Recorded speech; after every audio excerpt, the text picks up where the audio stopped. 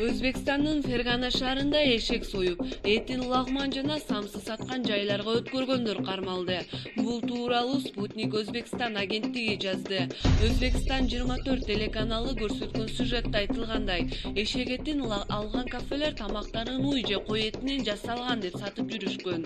Маалыматка караганда, 3 жаран жергиликтүү тургундардан эшектерди 250-300 миң сумдан сатып алып, этинин ар бир килограммын кафелерге 25-30 миң сумдан өткөрүп жүрүшкөн. Бул адамдардын кардарлары Тошлок районундагы Ягона кафеси жана Ферганадагы Мурод Тургонов аттуу адамдын ашканасы болгон. Телесюжеттин авторлорунун айтымында, эшектин эти уйдукунан көрүнүшү, даамы жана жыты менен айырмаланып турат. Ошондуктан ашпоозчулар элди билип туруп эле алдап кетишкен.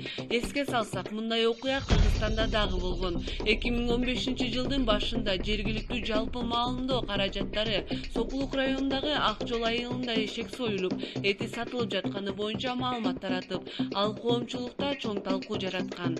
Эшекти союу менен алектенген Кайтал акционердик коомунун өкүлдөрү алардын ишмердиги мыйзамдуу экенин айтып, эшектин эти Кытайдагы зоопарктарга өткөрүлүп келгенин билдиришкен.